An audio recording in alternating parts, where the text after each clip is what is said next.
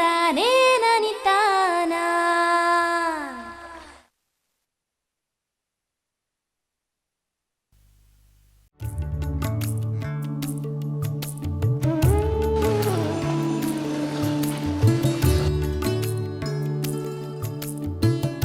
ರೈತರ ನಿತ್ಯ ಜೀವನದ ಒಡನಾಡಿಗಳಾಗಿರುವ ಹಸುಕರುಗಳು, ಇತರ ಜಾನುವಾರುಗಳು ಶ್ರಮವಹಿಸಿ ಕೃಷಿ ಕೈಂಕರ್ಯಗಳನ್ನು ಮಾಡುವುದಲ್ಲದೆ ಉತ್ಕೃಷ್ಟ ಮಟ್ಟದ ಹಾಲು ನೀಡುತ್ತವೆ. ರೈತರು ಕೂಡ ಹಸುಗಳ ಆರೋಗ್ಯ ಕಾಪಾಡಿಕೊಂಡು ಅವುಗಳಿಗೆ ಉತ್ತಮ ಆಹಾರ, ಸೂರು ನೀಡಿ ವೈಜ್ಞಾನಿಕ ರೀತಿಯಲ್ಲಿ ಸರಿಯಾದ ಹಾಲು ಕರೆಯುವ ಪದ್ಧತಿ ಅಳವಡಿಸಿಕೊಳ್ಳುವುದು ಅವಶ್ಯ.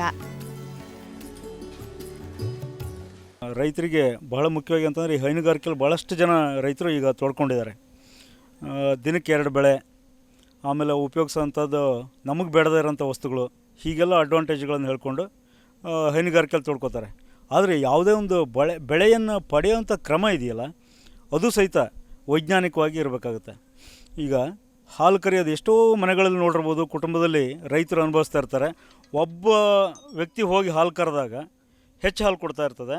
ಅದೇ ರೀತಿಯಾಗಿ ಅದೇ ಮನೆಯಲ್ಲಿ ಅದೇ ಹಸುವಿನಲ್ಲಿ ಅದೇ ರೀತಿಯ ಆಹಾರವನ್ನು ಕೊಟ್ಕೊಂಡು ಅದೇ ಬೇರೆ ವ್ಯಕ್ತಿ ಹೋದು ಅಂತಂದರೆ, ಅಂದರೆ ತಂದೆ ಮಗ ಇರ್ಬೋದು, ಗಂಡ ಹೆಂಡತಿ ಇರ್ಬೋದು, ಈಗ ಹಾಲು ಕರೀಲಿಕ್ಕೆ ಹೋದಾಗ ಅದೇ ಹಸು ಹಾಲನ್ನು ಒಬ್ಬರ ಕೈಯಲ್ಲಿ ಜಾಸ್ತಿ ಕೊಡ್ತದೆ, ಒಬ್ಬರ ಕೈಯಲ್ಲಿ ಕಡಿಮೆ ಕೊಡ್ತದೆ, ಒಂದೇ ಹಸು.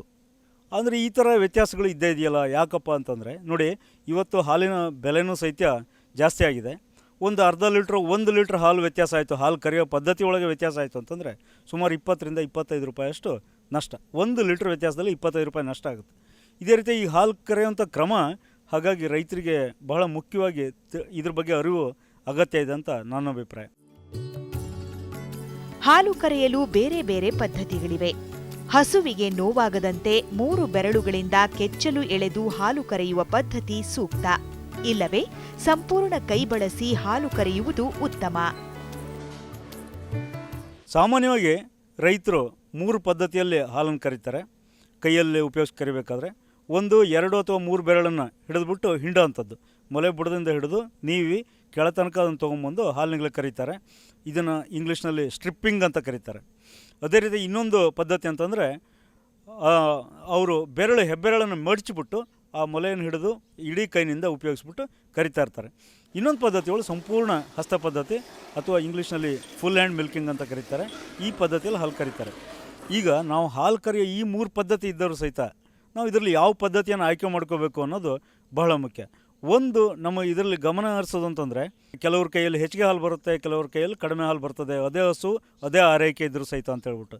ಸೊ ಹಾಗಾಗಿ ಇದರಲ್ಲಿ ನಾವು ವಿಚಾರ ಮಾಡೋದು, ಚುರುಕಾಗಿ ಹಾಲು ಕರೆಯೋರ ಕೈಯಲ್ಲಿ ಜಾಸ್ತಿ ಹಾಲು ಬರ್ತದೆ, ಅಂದರೆ ಈ ಚುರುಕಾಗಿ ಹಾಲು ಕರಿಬೇಕು. ಎರಡನೇದಾಗಿ ಇನ್ನೊಂದು, ಆ ಕರೆಯುವಂಥ ಪದ್ಧತಿ ಯಾವುದನ್ನು ಆಯ್ಕೆ ಮಾಡ್ಕೋತಾರೋ ಅದು ಆ ಹಸುವಿಗೆ ನೋವನ್ನು ಉಂಟು ಮಾಡಬಾರ್ದು, ಆಹ್ಲಾದತೆಯನ್ನು ಉಂಟು ಮಾಡಬೇಕು.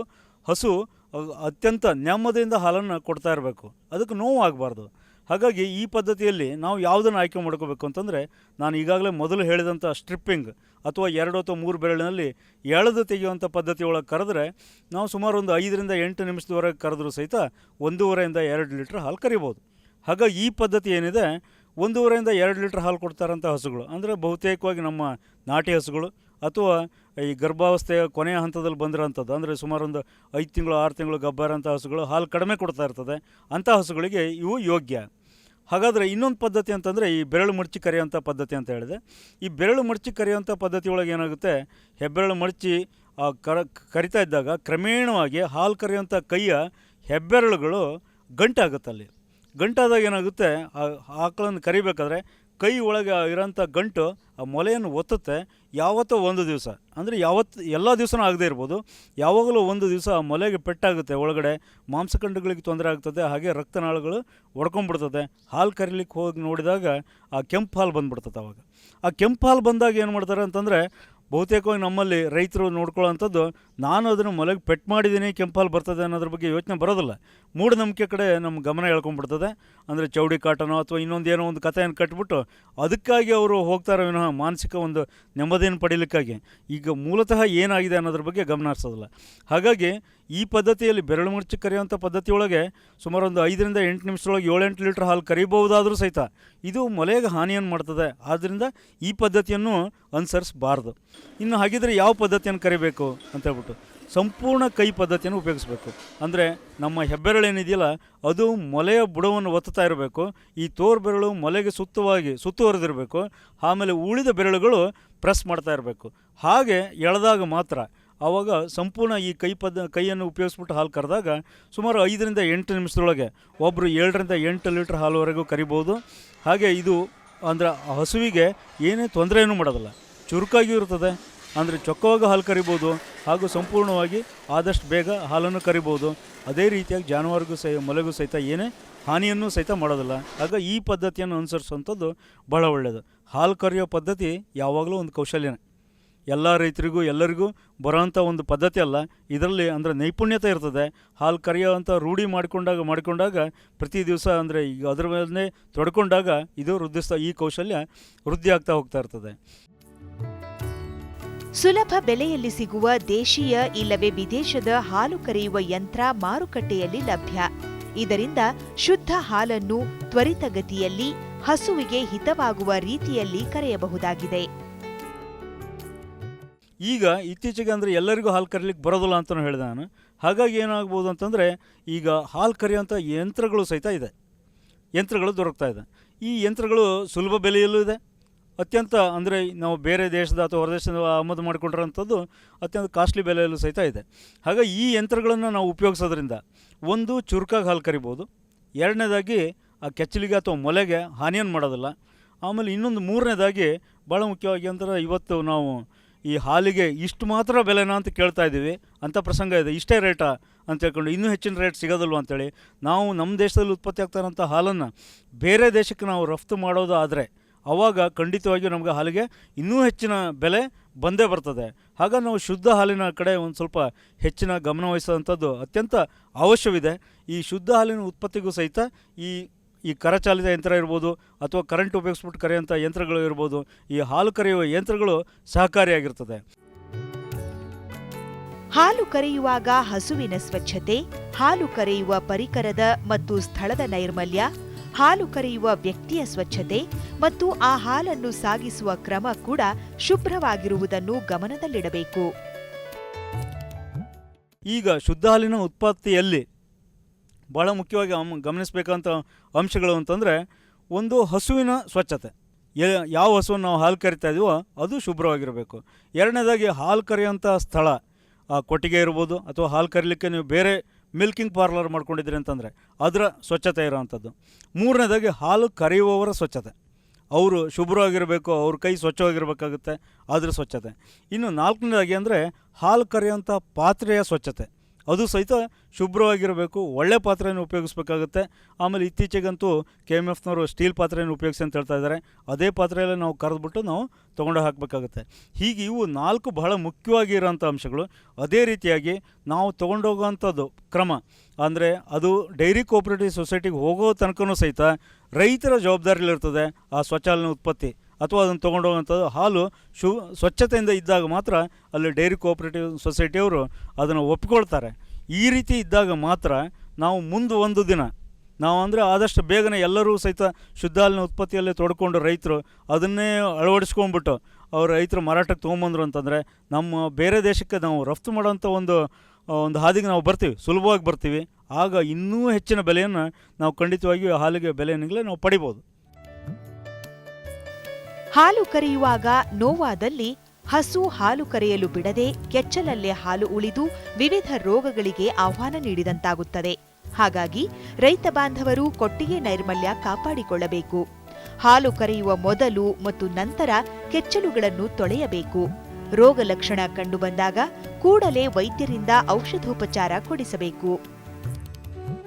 ಕೆಚ್ಚಲು ಬಾವು ಅನ್ನೋದು ಇಡೀ ವಿಶ್ವದಾದ್ಯಂತ ಜಾನುವಾರುಗಳಿಗೆ ಇರೋವಂಥದ್ದು ಮತ್ತು ರೈತರಿಗೆ ಒಂದು ಮಾರ್ಕುವಂಥ ರೋಗ, ಇವರಿಗೆ ಆರ್ಥಿಕ ನಷ್ಟವನ್ನು ಉಂಟು ಮಾಡೋಂಥ ರೋಗನೇ. ಇದರಲ್ಲಿ ಸಾಮಾನ್ಯವಾಗಿ ಬಹುತೇಕ ನಮಗೆ ಭಾಳ ಮುಖ್ಯವಾಗಿ ರೈತರು ಗಮನಿಸಬೇಕಾಗಿರೋದು ಅಂತಂದರೆ ಕೊಟ್ಟಿಗೆ ನೈರ್ಮಲ್ಯತೆ ಮತ್ತು ಸ್ವಚ್ಛತೆ ಬಗ್ಗೆ. ಇತ್ತೀಚೆಗೆ ಈಗ ಹಾಲು ಕರೆಯುವಂಥ ಪದ್ಧತಿ ಯಾವುದನ್ನೇ ಆಯ್ಕೆ ಮಾಡಿಕೊಂಡ್ರೆ ಸಹಿತ ನೋವಾದಾಗ ಹಾಲಿನ ಒತ್ತಡ ಜಾಸ್ತಿ ಉಳಿದ್ಬಿಡ್ತದೆ ಕೆಚ್ಚಲಿನಲ್ಲಿ. ಆಗ ಮತ್ತೊಂದು ಹೊತ್ತಿನಲ್ಲಿ ಅದು ಹಾಲು ಕರೀಲಿಕ್ಕೆ ಬಿಡದೇ ಇರ್ಬೋದು, ಆ ಜಾನುವಾರು ಕೋಆಪ್ರೇಟ್ ಮಾಡದೇ ಇರ್ಬೋದು. ಆ ಒತ್ತಡ ಜಾಸ್ತಿಯಾಗಿ ಕೆಚ್ಚಲಿನಲ್ಲಿ ಹಾಲು ಉಳಿತು ಅಂತಂದರೆ ಅವು ಈ ಸೂಕ್ಷ್ಮಾಣು ಜೀವಿಗಳಿಗೆ ಅಂದರೆ ಬ್ಯಾಕ್ಟೀರಿಯಾ ಅಂತ ಏನು ಕರಿತೀವಿ ಅವು ಬೆಳೀಲಿಕ್ಕೂ ಸಹಿತ ಒಂದು ಒಳ್ಳೆಯ ವಾತಾವರಣ ನಿರ್ಮಿಸಿಬಿಡ್ತದೆ. ಆವಾಗ ಕ್ರಿಮಿಗಳು ಬೆಳೀತದೆ. ಈ ನೈರ್ಮಲ್ಯ ಇಲ್ಲದೇ ಇದ್ದಾಗ ಏನಾಗುತ್ತೆ, ಕೊಟ್ಟಿಗೆ ನೈರ್ಮಲ್ಯ ಇಲ್ಲದೇ ಇದ್ದಾಗ ಆ ಮೊಲೆಗಳ ಮುಖಾಂತರನೇ ಸಹಿತ ಕ್ರಿಮಿಗಳು ಕೆಚ್ಚಲು ಒಳಗೆ ಹೋಗ್ಬಿಡ್ತದೆ. ಅವು ಅಲ್ಲಿ ಅಂದರೆ ಬೆಳವಣಿಗೆ ಹೊಂದೋದ್ರಿಂದ ದುಪ್ಪಟ್ಟು ಬೆಳವಣಿಗೆ ಆಗಿ ಹೋಗ್ತಾ ಇರೋದ್ರಿಂದ ಕೆಚ್ಚಲು ಬಾವು ಬರ್ತದೆ. ಇದನ್ನು ತಪ್ಪಿಸ್ಕೊಳ್ಳಿಕ್ಕೆ ಬಹಳ ಮಾರ್ಗೋಪಾಯಗಳಿದೆ. ಆದರೆ ಇದರಲ್ಲಿ ಮೊದಲನೇ ಮಾರ್ಗೋಪಾಯ ಅಂತಂದರೆ ರೈತರು ತಮ್ಮ ಜಾನುವಾರುಗಳ ಒಂದು ಕೊಟ್ಟಿಗೆಯನ್ನು ನೈರ್ಮಲ್ಯತೆಯನ್ನು ಕಾಪಾಡಿಕೊಳ್ಳೋ ಅಂಥದ್ದು. ಎರಡನೇದಾಗಿ ಅವು ಸಾಮಾನ್ಯ ಹಾಲು ಕರೆದಾದ ಮೇಲೆ ಒಂದು 15ರಿಂದ 20 ನಿಮಿಷದವರೆಗೂ ಸಹಿತ ಆ ಮೊಲೆ ಪೂರ್ವ ಸ್ಥಿತಿಗೆ ಬರಲಿಕ್ಕೆ, ಹಾಲು ಇಳಿಸಿದಾಗ ಆ ಮೊಲೆಯಲ್ಲಿ ಹಾಲು ಬರೋವಂಥ ಒಂದು ದಾರಿ ಏನಿರ್ತದೆ ಅದು ಕಟ್ಕೋಬೇಕು ಅಂತಂದ್ರೆ ಒಂದು 20 ನಿಮಿಷ ಬೇಕಾಗುತ್ತೆ. ಅಲ್ಲಿವರೆಗೆ ಆ ಜಾನುವಾರು ಮಲಗಲಿಲ್ಲ ಅಂತಂದರೆ ಸಾಮಾನ್ಯ ಆ ಕ್ರಿಮಿಗಳು ಒಳಗೆ ಹೋಗೋದಿಲ್ಲ. ಆಮೇಲೆ ಇನ್ನೊಂದು, ರೈತರು ಸಾಮಾನ್ಯವಾಗಿ ಈ ಕೆಚ್ಚಲು ಬಾವು ಬಂದಾಗ ಏನು ಮಾಡ್ತಾರೆ ಅಂತಂದರೆ ಅದಕ್ಕೆ ಟ್ರೀಟ್ಮೆಂಟ್ ಮಾಡಿಸೋವಂಥದ್ದು ತಕ್ಷಣ ಮಾಡಿಸೋವಂಥ ಕ್ರಮ ಬಹಳಷ್ಟು ಕಡಿಮೆ. ಅಂದರೆ ಇತ್ತೀಚೆಗೆ ಕೆಲವೊಂದು ರೈತರು ಇದರ ಪ್ರಾಮುಖ್ಯತೆಯನ್ನು ಅರಿತು ತಕ್ಷಣ ಟ್ರೀಟ್ಮೆಂಟ್ ಮಾಡಿಸ್ತಾರೆ. ಇದು ಆಗ್ಬೋದು, ಸರಿ ಆಗ್ಬೋದು, ನಾಳೆ ಸರಿ ಆಗ್ಬೋದು ಅಂತ ಹೇಳ್ಕೊಂಡು ಏನೋ ಒಂದು ಮಾಡಿದಾಗ ಏನಾಗುತ್ತೆ, ಆ ಉಲ್ಬಣ ಆಗಿಬಿಡ್ತದೆ, ಆ ರೋಗ ಉಲ್ಬಣ ಆಗ್ತದೆ. ಆವಾಗ ಅದು ಟ್ರೀಟ್ಮೆಂಟಿಗೂ ನಿಲ್ಕೋದಿಲ್ಲ. ಟ್ರೀಟ್ಮೆಂಟಿಗೆ ನಿಲ್ಕದೆ ಕೆಲವೊಂದು ಸರ್ತಿ ಆ ಕೆಚ್ಚಲು ಹೋಗಿರೋಂಥ ಚಾನ್ಸಸ್ ಇದೆ. ಅದು ಪಕ್ಕದ ಇದಕ್ಕೆ ಹಬ್ಬಿ ಆ ಇಡೀ ಹಸುವೆ ಒಂದು ಏನು ನಿಷ್ಪ್ರಯೋಜಕ ಆಗೋಂಥ ಪದ್ಧತಿನೂ ಸಹಿತ ನಿಷ್ಪ್ರಯೋಜಕ ಆಗೋದು ಸಹಿತ ಸಂದರ್ಭಗಳು ಸಹಿತ ನಮಗೆ ಕಂಡು ಬಂದಿದೆ. ಹಾಗಾಗಿ ಕೆಚ್ಚಲು ಬಾವು ಬರದ ರೀತಿಯಲ್ಲಿ ಒಂದು ಕೊಟ್ಟಿಗೆ ನೈರ್ಮಲ್ಯತೆಯನ್ನು ಕಾಪಾಡಿಕೊಳ್ಳೋದು ಅವಶ್ಯಕತೆ. ಆಮೇಲೆ ಹಾಲು ಕರೆಯೋದಕ್ಕಿಂತ ಮೊದಲು ಮತ್ತು ಹಾಲು ಕರೆದ ಆದಮೇಲೆ ಅದಕ್ಕೆ ಆ್ಯಂಟಿಸೆಪ್ಟಿಕ್ ಲೋಷನಿಂದ ಕೆಚ್ಚಲನ್ನು ತೊಳಿಬೇಕಾಗುತ್ತೆ. ಇನ್ನು ಮೂರನೇದಾಗಿ ಅಂತಂದರೆ ಅಕಸ್ಮಾತ್ ಏನಾದ್ರು ಕೆಚ್ಚಲು ಬಾವು ಬಂತು ಅಂತ ಇಟ್ಕೊಳ್ಳಿ, ಆವಾಗ ತಕ್ಷಣ ಪಶುವೈದ್ಯರಿಂದ ಒಂದು ಅದಕ್ಕೇನು ಸಲಹೆಯನ್ನು ಪಡೀರಿ, ಚಿಕಿತ್ಸೆಯನ್ನು ಪಡೀರಿ. ತಕ್ಷಣ ಹತೋಟಿಗೆ ಬರಲಿಕ್ಕೆ ಏನು ಅವಶ್ಯಕತೆ ಇದೆಯೋ ಆ ಆಂಟಿಬಯೋಟಿಕ್ಗಳನ್ನು ಅವ್ರು ಯೂಸ್ ಮಾಡ್ತಾರೆ. ಆ ಟ್ರೀಟ್ಮೆಂಟ್ ಮಾಡಿಸೋದೇ ಇದರಲ್ಲಿ ಬಹಳ ದೊಡ್ಡ ಬುದ್ಧಿವಂತಿಕೆ ಅನಿಸುತ್ತೆ. ಇಷ್ಟು ಮಾಡಿಸಿದರೆ ಸಾಮಾನ್ಯವಾಗಿ ಕೆಚ್ಚಲು ಬಾವು ನಮ್ಮ ಹತೋಟಿಯಲ್ಲಿ ಇದ್ದಿರ್ತದೆ ಅಂತ ನನ್ನ ಅನಿಸಿಕೆ. ಹೈನುಗಾರಿಕೆಯಲ್ಲಿ ತೊಡಗಿರುವ ರೈತ ಬಾಂಧವರು ಸರಿಯಾದ ಹಾಲು ಕರೆಯುವ ಪದ್ಧತಿ ಅಳವಡಿಸಿಕೊಂಡು ಸರ್ವ ರೀತಿಯಲ್ಲೂ ನೈರ್ಮಲ್ಯ ಕಾಯ್ದುಕೊಂಡಲ್ಲಿ ಶುದ್ಧ ಹಾಲು ಉತ್ಪಾದಿಸಬಹುದು ಮತ್ತು ಹಸುಗಳ ಆರೋಗ್ಯ ಕಾಪಾಡಿಕೊಂಡು ಲಾಭಾಂಶ ಹೆಚ್ಚಿಸಿಕೊಳ್ಳಬಹುದು.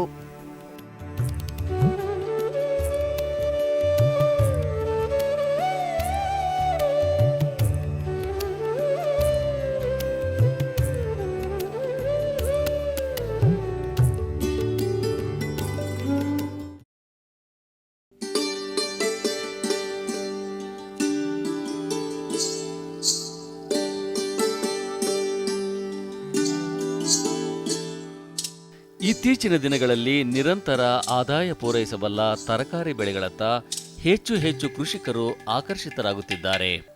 ಈ ತರಕಾರಿ ಬೆಳೆಗಳಲ್ಲಿ ಹೆಚ್ಚಿನ ಇಳುವರಿ ಪಡೆಯುವಲ್ಲಿ ಅವಶ್ಯಕ ಪೋಷಕಾಂಶಗಳ ಪೂರೈಕೆ ಅತಿ ಮುಖ್ಯ. ಅದರಲ್ಲೂ ಅಧಿಕ ಹಾಗೂ ಗುಣಮಟ್ಟದ ತರಕಾರಿ ಬೆಳೆಯುವಲ್ಲಿ ಸೂಕ್ಷ್ಮ ಪೋಷಕಾಂಶಗಳು ಪ್ರಮುಖ ಪಾತ್ರ ವಹಿಸುತ್ತವೆ.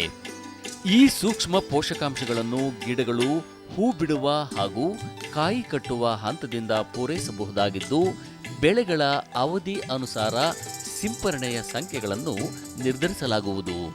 ನೀರಿನಲ್ಲಿ ಕರಗುವ ಈ ಪೋಷಕಾಂಶಗಳನ್ನು ಎಲೆಗಳಿಗೆ ಸಿಂಪರಣೆ ಮೂಲಕ ಪೂರೈಸಬಹುದಾಗಿದೆ. ಇವುಗಳ ಪ್ರಾಮುಖ್ಯತೆಯನ್ನು ಮನಗಂಡು ಬೆಂಗಳೂರಿನ ಹೆಸರುಘಟ್ಟದ ಭಾರತೀಯ ತೋಟಗಾರಿಕಾ ಸಂಶೋಧನಾ ಸಂಸ್ಥೆ ತರಕಾರಿ ಸ್ಪೆಷಲ್ ಸೂಕ್ಷ್ಮ ಪೋಷಕಾಂಶಗಳ ಮಿಶ್ರಣವನ್ನು ಅಭಿವೃದ್ಧಿಪಡಿಸಿದೆ. ಯಾವುದೇ ಒಂದು ತರಕಾರಿ ಬೆಳೆ ಆದ್ರೂ ಕೂಡ ನಾವು ಏನು ಪೋಷಕಾಂಶಗಳನ್ನು ಒದಗಿಸ್ತೇವೆ, ಮುಖ್ಯ ಪೋಷಕಾಂಶಗಳಾದ ಸಾರಜನಕ, ರಂಜಕ, ಪೊಟ್ಯಾಷ್ ಇವುಗಳ ಜೊತೆಗೆ ಸೂಕ್ಷ್ಮ ಪೋಷಕಾಂಶಗಳನ್ನು ಒದಗಿಸುವುದು ಭಾಳ ಮುಖ್ಯವಾದಂಥ ಒಂದು ಅಂಶ. ಯಾಕೆ ಅಂತ ಹೇಳಿದರೆ, ಈ ತರಕಾರಿ ಬೆಳೀತಾ ಇರಬೇಕಾದ್ರೆ ಹೂಗಳು ಮತ್ತು ಕಾಯಿಗಳು ಶುರುವಾದಂಥ ಸಮಯದಿಂದ ಈ ಲಘು ಪೋಷಕಾಂಶಗಳ ಅಥವಾ ಸೂಕ್ಷ್ಮ ಪೋಷಕಾಂಶಗಳ ಅವಶ್ಯಕತೆ ಜಾಸ್ತಿ ಇರುತ್ತೆ.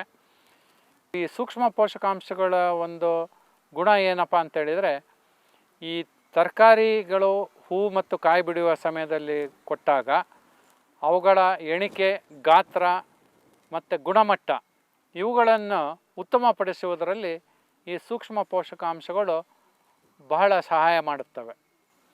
ಈ ನಿಟ್ಟಿನಲ್ಲಿ ಭಾರತೀಯ ತೋಟಗಾರಿಕೆ ಸಂಶೋಧನಾ ಸಂಸ್ಥೆಯಿಂದ ಒಂದು ತರಕಾರಿ ಸ್ಪೆಷಲ್ ಅಂತೇಳಿ, ತರಕಾರಿಗಳಿಗೋಸ್ಕರವೇ ಎಲೆಗಳ ಮೂಲಕ ಕೊಡುವಂಥ, ಅಂದರೆ ಸಿಂಪರಣೆ ಮಾಡಿ ಕೊಡುವಂತಹ ನೀರಿನಲ್ಲಿ ಕರಗುವ ಸೂಕ್ಷ್ಮ ಪೋಷಕಾಂಶಗಳ ಒಂದು ಗೊಬ್ಬರದ ಮಿಶ್ರಣವನ್ನು ತಯಾರು ಮಾಡಿ ಹೊರತಂದಿದ್ದೇವೆ.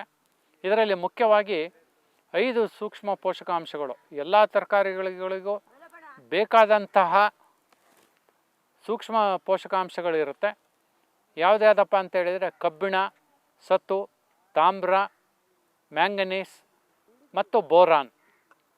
ಇವುಗಳು ಎಲ್ಲ ತರಕಾರಿ ಬೆಳೆಗಳಲ್ಲೂ ಬಹಳ ಒಂದು ಮಹತ್ವದ ಕಾರ್ಯವನ್ನು ನಿರ್ವಹಿಸುತ್ತೆ. ಇವನ್ನು ಬೆಳೆಯ ಅವಧಿಯನ್ನು ಅನುಸರಿಸಿ ತರಕಾರಿ ಬೆಳೆಗಳಲ್ಲಿ 3ರಿಂದ 5 ಸಿಂಪರಣೆಗಳನ್ನು ಕೊಡಬೇಕು ಅಂತ ಹೇಳ್ತೇವೆ. ಇದನ್ನು ಶುರು ಮಾಡಬೇಕಾದಂಥ ಸಮಯ, ಯಾವ ಸಮಯದಲ್ಲಿ ನಾವು ಈ ಎಲೆಗಳ ಮೇಲೆ ಸಿಂಪರಣೆ ಮಾಡಬೇಕು ಅಂದರೆ, ತರಕಾರಿ ಬೆಳೆಗಳು ಬೀಜ ನಾಟಿ ಮಾಡಿ ಇಲ್ಲ ಸಸಿ ನೆಟ್ಟ ಒಂದು 50 ದಿನ ಆದಮೇಲೆ, ಅಂದರೆ ಸಂಪೂರ್ಣವಾಗಿ ಬೆಳೆ ಮಣ್ಣನ್ನು ಆವರಿಸ್ಕೊಂಡ ಮೇಲೆ ಹೂಗಳು ಮತ್ತು ಕಾಯಿಗಳು ಬಿಡುವ ಸಮಯದಲ್ಲಿ ಇದನ್ನು ಶುರು ಮಾಡ್ಕೋಬೇಕು. ಇಲ್ಲಿಂದ 15 ದಿನಗಳಿಗೊಮ್ಮೆ ಶೇಕಡ ಅರ್ಧದಷ್ಟು, ಅಂದರೆ 5 ಗ್ರಾಮ್ 1 ಲೀಟರ್ನಲ್ಲಿ ಕರಗಿಸ್ಬಿಟ್ಟು ಇದನ್ನು ಸಿಂಪರಣೆ ಮಾಡಬೇಕಾಗತ್ತೆ. ನಾನು ಹೇಳ್ದಾಗೆ ಬೆಳೆಯ ಅವಧಿಯನ್ನು ಅನುಸರಿಸಿ 3ರಿಂದ 5 ಸಿಂಪರಣೆ ಬೇಕಾಗತ್ತೆ. ಈಗ ಉದಾಹರಣೆಗೆ ಅಲ್ಪಾವಧಿಯ ಬೆಳೆಗಳಾದ ನೀವು ಈ ಬಟಾಣಿ ಇರ್ಬೋದು, ಹುರುಳಿಕಾಯಿ ಇರ್ಬೋದು, ಇಲ್ಲ ಕ್ಯಾರೆಟ್ ಇರ್ಬೋದು, ಇಲ್ಲ ಮೂಲಂಗಿ ಇರ್ಬೋದು, ಇಂಥ ಬೆಳೆಗಳಿಗೆ 3 ಸರ್ತಿ ಸಿಂಪರಣೆ, 15 ದಿನಕ್ಕೊಂದು ಸರ್ತಿ ನಾಟಿ ಮಾಡಿದ ಅಥವಾ ಬೀಜ ಬಿತ್ತನೆಯಾದ 40 ದಿನಗಳ ನಂತರ ಶೇಕಡ 0.5ರಷ್ಟನ್ನು ಕೊಡಬೇಕು ಅಂತ ಹೇಳಿದೆ. ಇದು ಸ್ವಲ್ಪ ಜಾಸ್ತಿ ಅವಧಿಯ ಬೆಳೆಗಳಾದಂತಹ ಟೊಮೆಟೊ ಆಗಿರ್ಬೋದು, ಮೆಣಸಿನ್ಕಾಯಿ ಆಗಿರ್ಬೋದು, ದೊಣ್ಣೆ ಮೆಣಸಿನ್ಕಾಯಿ ಆಗಿರ್ಬೋದು, ಬದನೆ ಆಗಿರ್ಬೋದು, ಇಂಥ ಬೆಳೆಗಳಿಗೆ 5 ಸರ್ತಿ ಇದನ್ನು ನಾವು ಸಿಂಪರಣೆ ಮಾಡಬೇಕು ಅಂತ ಹೇಳ್ತೇವೆ. ಮತ್ತು 0.5ರಷ್ಟು, ಅಂದರೆ ಶೇಕಡ ಅರ್ಧದ ಪ್ರಮಾಣದಲ್ಲಿ ಅಂತೇವೆ. ಅಂದರೆ 5 ಗ್ರಾಮ್ ಈ ಸೂಕ್ಷ್ಮ ಪೋಷಕಾಂಶದ ಗೊಬ್ಬರವನ್ನು 1 ಲೀಟರ್ ನೀರಿನಲ್ಲಿ ಕರಗಿಸಿ ಸಿಂಪರಣೆ ಮಾಡಬೇಕಾಗತ್ತೆ. ಇದನ್ನು ಕೂಡ ಕಾಯಿ ಕಟ್ಟುವ ಸಮಯದಿಂದ 15 ದಿನಗಳಿಗೊಮ್ಮೆ ಸಿಂಪರಣೆ ಮಾಡಿದರೆ, ನಾನು ಹೇಳಿದಂಥ ಯಾವುದೇ ತರಕಾರಿ ತಗೊಳ್ಳಿ, ನೀವು ಶೇಕಡ 10ರಿಂದ 15ರಷ್ಟು ಅಧಿಕ ಇಳುವರಿ ಜೊತೆಗೆ ಒಳ್ಳೆಯ ಗುಣಮಟ್ಟದ ಕಾಯಿ ಪಲ್ಯಗಳನ್ನು ನೀವು ಕೊಯ್ಲು ಮಾಡಬಹುದು. ಇದನ್ನು ಹೆಚ್ಚು ರೈತರು ತಮ್ಮ ಬೆಳೆಗಳಲ್ಲಿ ಸಿಂಪರಣೆ ಮಾಡುವುದನ್ನು ರೂಢೀಕರಿಸಿಕೊಂಡ್ರೆ ತಮ್ಮ ಎಲ್ಲ ಬೆಳೆಗಳಲ್ಲೂ ಒಳ್ಳೆಯ ಇಳುವರಿ ಮತ್ತು ಆದಾಯ ಪಡ್ಕೋಬೋದು ಅಂತ ಹೇಳ್ತೇನೆ. ಇದು ಸಾಮಾನ್ಯ ಒಂದು ಎಕರೆಗೆ 1 ಸರ್ತಿ ಸಿಂಪರಣೆ ಮಾಡಲಿಕ್ಕೆ 1 kg ಬೇಕಾಗುತ್ತೆ. ಅಂದರೆ 1 kg ಈ ಸೂಕ್ಷ್ಮ ಪೋಷಕಾಂಶಗಳ ರಸಗೊಬ್ಬರವನ್ನು 200 ಲೀಟರ್ನಲ್ಲಿ ಕರಗಿಸಿ 1 ಎಕರೆಗೆ ಸಿಂಪರಣೆ ಮಾಡೋದಕ್ಕೆ ನಾವು ಶಿಫಾರಸು ಮಾಡ್ತೇವೆ. ಇದು ನಮ್ಮ ಭಾರತೀಯ ತೋಟಗಾರಿಕೆ ಸಂಶೋಧನಾ ಸಂಸ್ಥೆ ಮತ್ತು ಹಲವಾರು KVK ಕೇಂದ್ರಗಳಲ್ಲಿ ಇದನ್ನು ರೈತರು ಕೊಂಡ್ಕೋಬೋದು. 1 kgಗೆ ಇದರ ಬೆಲೆ 250 ರೂಪಾಯಿ ಇರುತ್ತೆ. ಇನ್ನೂ ಇದರ ಬಗ್ಗೆ ಹೆಚ್ಚಿನ ಮಾಹಿತಿ ಬೇಕಾದಲ್ಲಿ ತಾವು ಭಾರತೀಯ ತೋಟಗಾರಿಕೆ ಸಂಶೋಧನಾ ಸಂಸ್ಥೆಯ ವಿಜ್ಞಾನಿಗಳನ್ನು ಸಂಪರ್ಕಿಸಬಹುದು. ಒಟ್ಟಾರೆ ಕೃಷಿಕರು ಮೂಲ ಗೊಬ್ಬರಗಳಿಗೆ ಪೂರಕವಾಗಿ ತರಕಾರಿ ಬೆಳೆಗಳಿಗೆ ಅಷ್ಟೇ ಪ್ರಮುಖವಾದ ಸೂಕ್ಷ್ಮ ಪೋಷಕಾಂಶಗಳನ್ನು ಪೂರೈಸಿದ್ದೇ ಆದಲ್ಲಿ ಅಧಿಕ ಇಳುವರಿ ಪಡೆಯಬಹುದಲ್ಲದೆ ಗ್ರಾಹಕರಿಗೆ ಗುಣಮಟ್ಟದ ತರಕಾರಿಗಳನ್ನು ಪೂರೈಸಬಹುದಾಗಿದೆ.